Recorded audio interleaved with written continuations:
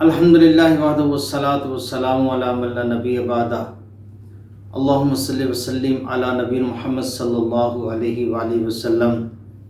مکہ معظمہ کے اندر قافلہ ملک شام کی طرف جانے کے لیے تیار تھا۔ اتنی دیر کے اندر کہ سردار ابو طالب وہ اپنے سفر کا آغاز کریں۔ اسی دورانیہ کے اندر آپ کے اور میرے آقا کریم علیہ السلام ابھی چھوٹے تھے۔ میرے محبوب علیہ السلام کی عمر پاک اس وقت 12 سال تھی۔ آ کر اپنے چچا سردار ابو طالب کا ہاتھ پکڑ لیا، بلکہ آپ کی سواری کی نکل پکڑ لی اور کہا، چچا آپ مجھے کس کے پاس چھوڑ کے جا رہے ہیں؟ میرا تو آپ کے بغیر دل نہیں لگے گا۔ آپ کو پتہ ہے نا کہ میری والدہ بھی نہیں ہے اور میرے ابو بھی نہیں ہے جو میرا خیال کرے۔ سردار ابو طالب نے جب یہ بات سنی تو ان کا سینہ جو ہے ایسے جیسے پھٹ جاتا ہے۔ انہوں نے کہا، میرے بیٹا تم میرے ساتھ چلو۔ ساتھ لے کر ملک شام کی طرف روانہ ہو گئے۔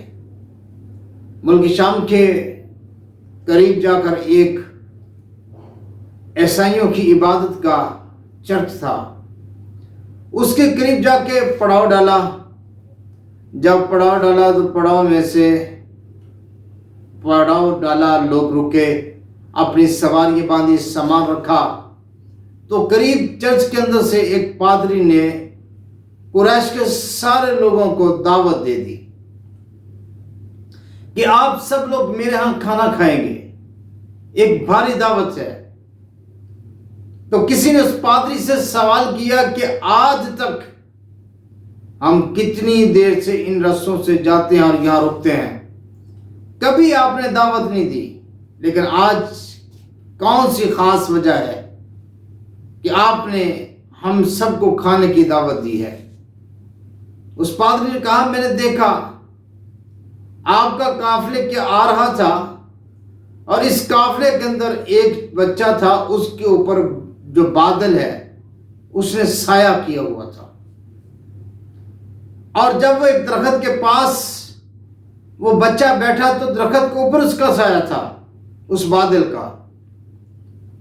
تو میں نے اس جانچنے کے لیے، پہچاننے کے لیے میں نے آپ سب لوگوں کی دعوت کی ہے، اور کوئی بندہ بھی پیچھے نہ رہے۔ اب سب لوگ دعوت کے اندر شریک ہو گئے، سب کھانا کھانے والے تھے۔ پادری سب کو دیکھ رہا تھا، سب کے چہروں کے اوپر اس کی نظر جا رہی تھی۔ اس نے پھر بڑے زور سے کہا، اے قافلے والو، اے قریش والو، کیا کوئی آپ کے قافلے میں پیچھے تو نہیں رہ گیا جو اس کھانے کے اندر شامل نہ ہوا ہو؟ تو کسی نے کہا، ایک بچہ ہے جس کو ہم قافلے کے پاس چھوڑ آئے ہیں۔ انہوں نے کہا، نہیں، اس کو بھی بلاؤ، وہ بھی اس کھانے کے اندر شریک ہو جائے۔ ایک آدمی گیا اور جا کے آپ کے اور میرے آقا کریم علیہ السلام کو ساتھ لے کر اس دعوت کے اندر شریک ہو گیا۔ پادری نے بڑے غور سے دیکھا، جس کو وہ دیکھنا چاہتا تھا وہ ان کے سامنے ہے۔ اللہ اکبر کبیرہ۔ کھانا کھا چکے تو نبی علیہ السلام کے ساتھ یہ پادری مخاطب ہوا، کہنے لگا، میں تمہیں لات اور عزیٰ کی قسم دے کے کہتا ہوں، جو تم سے سوال کروں اس کا صحیح جواب دینا۔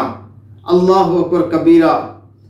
اتنی بات اس نے کیوں کہی کہ اس نے اکثر قریشیوں کو لات اور عزیٰ کی قسم کھاتے ہوئے سنا تھا۔ اس نے کہا، میں تمہیں قسم دے کے کہتا ہوں اور آپ نے مجھے صحیح بتانا۔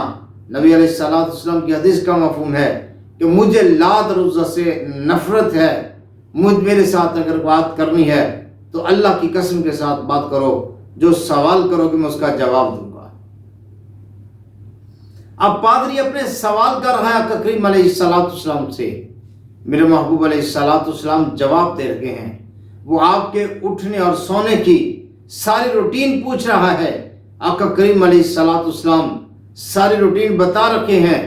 جب سارے سوال اس کے مکمل ہوئے تو اس نے نبی علیہ السلام کی جو ختم نبوت یعنی کہ جو نبوت نبی علیہ السلام کے پاس تھی اس کو دیکھا، آقا کریم علیہ السلام کے دو کاندھوں کے درمیان اس کو دیکھا، اور پھر اس نے پوچھا یہ کون ہے؟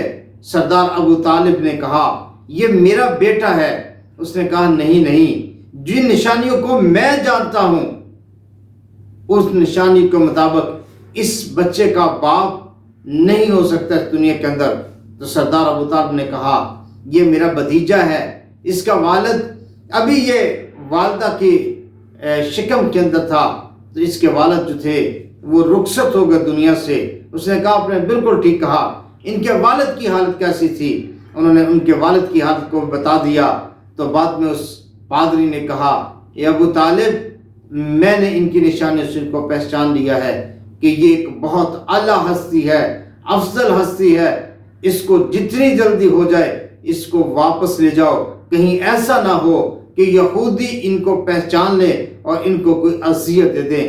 سردار ابو طالب جیسے ہی ملک شام سے اپنی تجارتی معاملے سے فارغ ہوئے تو آپ کے اور میرے آقا کریم علیہ السلام کو لے کر جلد سے جلد مکہ کے اندر پہنچ گئے۔